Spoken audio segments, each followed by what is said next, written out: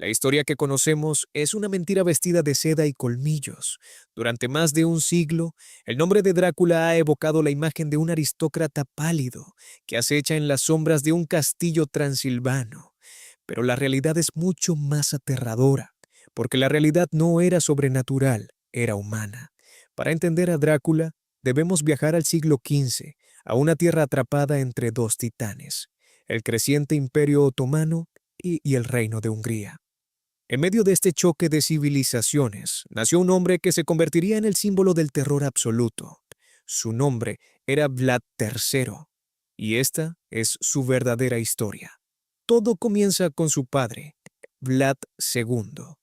En el año 1431, el mismo año en que nació nuestro protagonista en la ciudad de Sighishuara, su padre fue investido en la Orden del Dragón por el emperador Segismundo de Luxemburgo. Esta era una sociedad secreta de caballeros cristianos dedicada a detener el avance de los turcos en Europa. El emblema de la orden era un dragón con las alas extendidas colgando de una cruz. En rumano antiguo, dragón se decía Dracul. Por lo tanto, Vlad II pasó a ser conocido como Vlad Dracul. Su hijo, al ser el hijo de Dracul, recibió el nombre de Draculea. Lo que pocos saben es que con el tiempo, la palabra Dracul también empezó a usarse para designar al demonio. Así, desde su nacimiento, Vlad estaba marcado por una dualidad, caballero de Dios o hijo del diablo. La vida de Vlad cambió para siempre en 1442. Su padre, en un intento desesperado por mantener la paz con el sultán Murad II, entregó a sus dos hijos menores, Vlad y Radu, como rehenes. Los niños fueron llevados a la fortaleza de Egri Kush, en Anatolia. Aquí es donde la psicología de Vlad se quiebra y se reconstruye. Mientras su hermano Radu, apodado El Hermoso, se adaptaba a la corte otomana y se convertía en el favorito de los turcos, Vlad se resistía. Fue testigo de castigos brutales, de la disciplina militar implacable de los genízaros y del uso del empalamiento como método de ejecución psicológica. Vlad no solo sufrió el cautiverio, estudió a sus captores, aprendió su idioma, sus tácticas de guerra y, sobre todo, aprendió que el miedo es la única moneda que compran los imperios. En 1447, las noticias desde Valaquia fueron devastadoras. Su padre había sido asesinado en los pantanos de Valteni por orden de los nobles locales, conocidos como los boyardos. Su hermano mayor, Mircha, fue torturado, cegado con hierros al rojo vivo y enterrado vivo.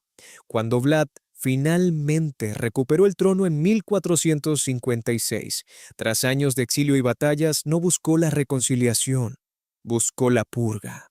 El día de Pascua de 1457, invitó a todos los boyardos y sus familias a un banquete en su corte de Targoviste. A mitad de la cena, Vlad les preguntó cuántos príncipes habían gobernado el país en sus vidas.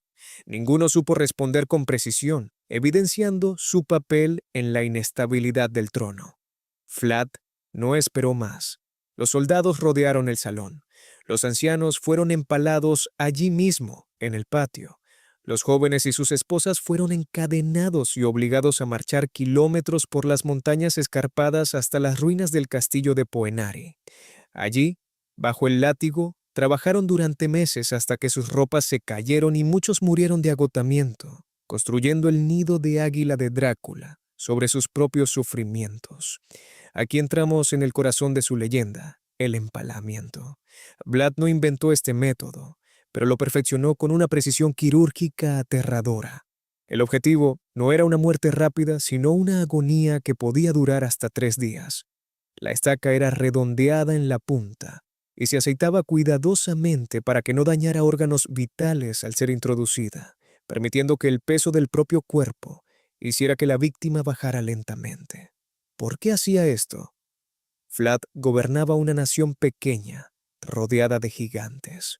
Sabía que no podía ganar por número de soldados, así que decidió ganar por terror. Se cuenta que una vez, un embajador turco se negó a quitarse el turbante frente a él por respeto a su fe.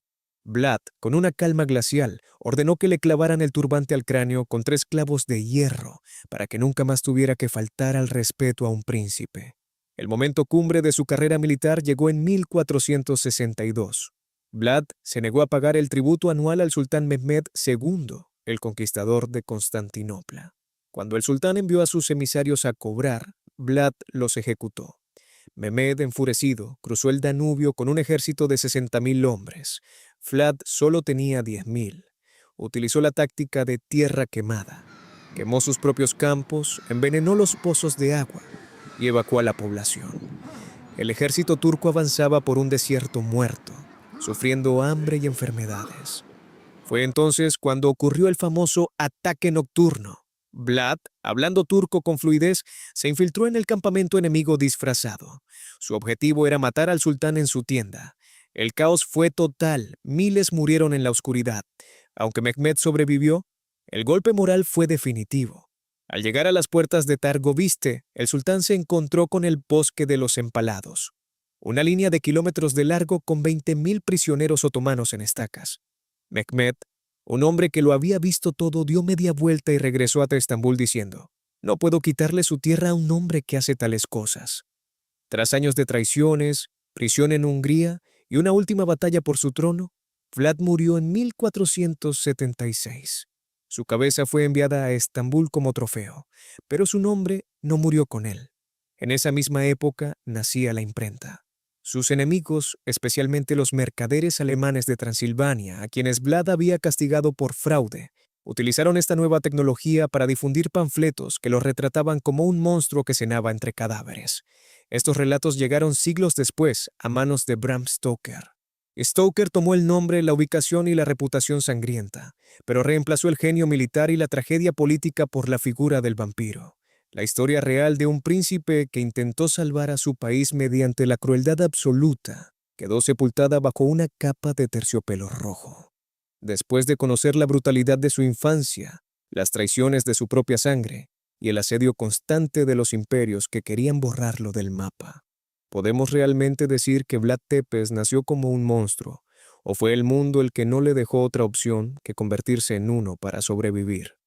Yo soy la Cripta Secreta. Nos vemos en el próximo descenso a lo desconocido, hasta que la luz nos encuentre de nuevo.